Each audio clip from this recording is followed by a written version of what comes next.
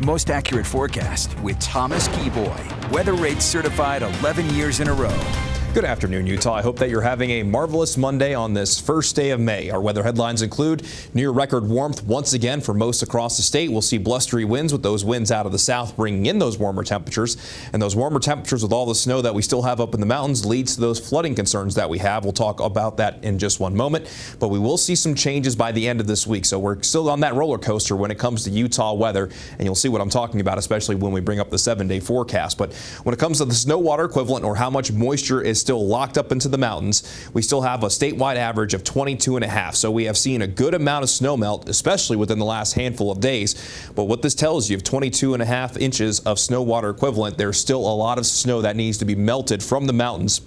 And that water is going to be moving downstream, especially with the warm temperatures that we're going to have over the next few days. So we have multiple flood watches, warnings, or advisories. We're going to focus on Utah as we go throughout the next couple, as we focus on Utah for this particular graphic, but we do have flood watches in effect for northern Utah, but we have ongoing flood warnings for the lower Weber River, the Little Bear River, Ogden River, and the South Fork especially, and then Emigration Creek. So all of these rivers are expecting at least minor flood stage over the next several days, and really it won't be until the middle of the week and towards the latter half of the week that we see the peak when it comes to the water flow. We have a flood advisory for Thistle Creek in the southern portion of Utah County and the northern portion of San Pete County that did close US 89, but we also have a flood warning for the Sevier River, and we also have a flood warning for the Dolores River.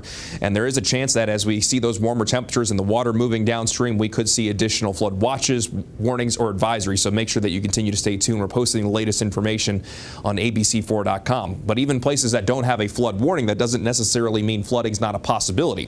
This was shared by Carol Dyer in Garden City, where they are rerouting the floodwaters that we're seeing in these spots. And as we talked about earlier in the show, we do have that state of emergency around Garden City and the runoff this week. Important things to keep in mind. Streams, creeks, and rivers will continue to experience significant rises through this week. Waterways will be running high, fast, cold, and extremely dangerous.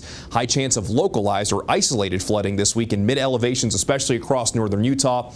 And make sure that you're keeping your safe distance from those waterways. Avoid the slot canyons, especially down in southern Utah.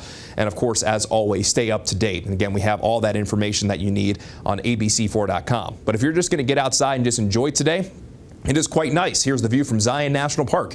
Mostly sunny to partly cloudy skies across the state. Temples and towers looking beautiful today. And Park City Mountain, last day of the season. You got folks coming down the mountain, spring skiing in full effect. At the base in Park City, we're sitting at 57 degrees. We're already at 70 degrees in Logan, 82 degrees in Salt Lake, 76 in Moab, and 84 degrees in St. George. And through today, throughout this afternoon, most of us will see daytime highs generally in the 70s and 80s. And for some reason, the numbers don't want to pop up all the way there. But we'll see a daytime high of 90 degrees in Salt Lake, which again, if we get to 90 degrees, that will be the earliest that we will have ever seen 90 degrees in a season. So the record before today was May 2nd. So we'll see if we get to that 90 degree mark. Also 90 degrees down in St. George, 76 in Cedar City.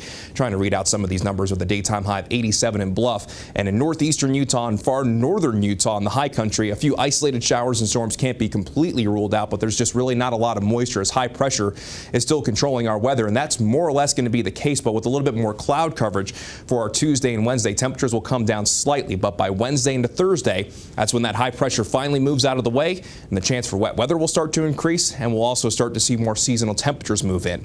As for St. George, we'll go from daytime highs around 90 degrees today to low 80s for our Tuesday and Wednesday. We'll still be staying on the windy and breezy side of things, but then we add in that chance for wet weather even down in St. George, and that'll knock down the temperatures to the upper 60s as we close out the work week before we see those temperatures go back on that warming trend into this upcoming weekend. Should be a pretty nice weekend across the Southwest Desert. Then along the Wasatch Front, we see a daytime high near 90 degrees this afternoon with some windy conditions, low 80s for our Tuesday and Wednesday.